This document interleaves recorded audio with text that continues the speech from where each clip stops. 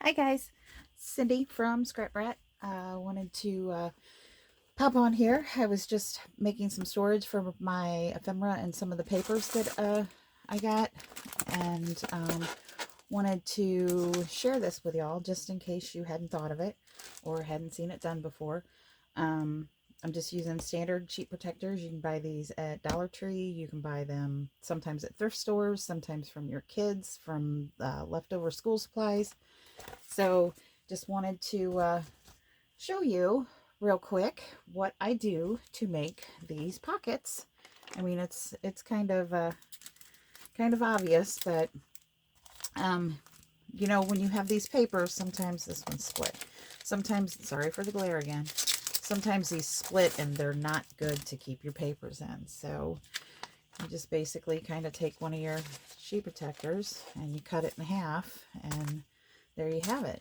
But me being me, then you end up with these.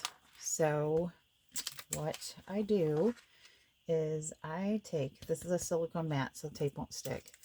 And sorry if it's glaring, guys, but kind of have to. And sorry about the noise. Let's take a piece of, again, this is packing tape from Dollar Tree. And this is a silicone mat. You can buy them cheap. This is not a crafting mat. This is a placemat, silicone placemat for kids from Target. I've had it for a minute. I think I got it on the dollar spot.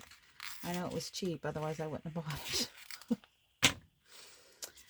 But may have gotten it from a resale shop. I don't remember. But it's just a silicone placemat. But go ahead and cut your tape in half. You just put it down the center, cut it in half, and just fold it over like that. Try and keep the glare down for you. And then I take and I cut it right next to, do not cross that little dotted line. And I snip off a little bit on this side. Don't cut your bag. I throw this part away. And again, kind of finesse it up a little bit. Whoops, got a piece of tape stuck to it. Finesse it up a little bit. And then I kind of come over and I kind of press the sides down first because I already know the middle's gonna stick. And I cut off the edge, and I come over, and I am so sorry, it is glaring up a storm. I know. I will get them out of the way here in just a sec. Okay, so, and that is how you get the bag top that you cut off into more bags. And you can use them for more than just these papers, and these do fit an awful lot of these papers. This is a whole little pad, and it fits. And this is like a little kit, and it'll fit. I may have to cut the stickers down. And I have not researched these yet. I will before I use them. I'm just showing the storage right now. We're going to cut this little guy down, just so he fits inside here. See how damaged it got from the original packaging? Hopefully, when we get it over into our storage, it won't get any more damaged. So, want to show you real quick how I do cut them down. So, I'm going to grab out Carl, put him face up. Okay. And these are 11 inches, just a hair over. So what I do is I measure the side that doesn't have the lip on it. That's just what I do. And I go to 5.5. And I usually cut multiple ones at a time. Just go over it back and forth. And then you have your top and your bottom. I'm going to show y'all one more time, what I do. I cut this little guy off here. Oop, come on now.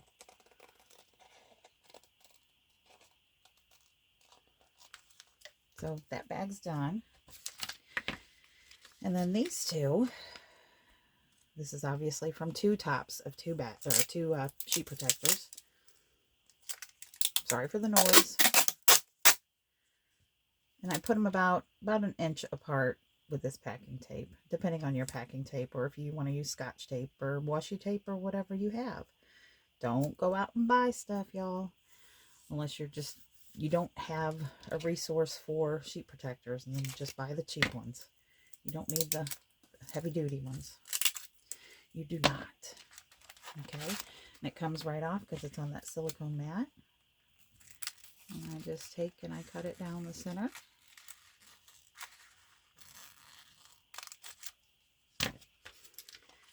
And then we take and we fold it over and we just kind of finesse it up a little bit, kind of almost scoring it. And then, like I said, I go out to the edges and then I come back into the middle. And that way I don't get those ugly bubbles and wrinkles and stuff in it. Not that they hurt anything except for my pride. So you just kind of want to finesse it down.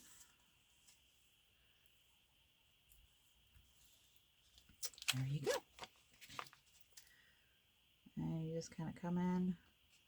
Oh, shaky, shaky now. Okay. Oops. And you just got to nip off that little corner bit. And there's your bag. And again, nip it off. And you can use all size sheet protectors. Like I said, you can cut them down to whatever size you need them. And this is just one way that I use sheet protectors in my craft room. It's cheap storage and you can get a lot of it. I think there's 100 sheets in this pack. So say I just only made these out of them. That would be 200 little half sheets of paper, pads, vintage stationery I store in there. Sometimes if I have the ornate envelopes, I store those in there so they don't get damaged in my area where I store them. You know, when you kind of go rifling through stuff, sometimes you don't mean to, but you wrinkle the paper. This way, you know, you can kind of see what it is, and it's in a package, and it's not in one of their packages that always tends to rip open on you. So there's that. Also, I do have those packages down here because I do I scavenge through them afterwards and find the ones that are a little bit better. And I cut out little pieces of acetate so I can save them and use them in future projects. Y'all don't have to do that if you're not as cheap as me, but hey, you know, whatever. So just wanted to share that with y'all, and hope you have a wonderful, glorious day, and go out and spread some love and spread some joy today. And yeah, y'all take care. Much love, guys. Thanks. Bye-bye.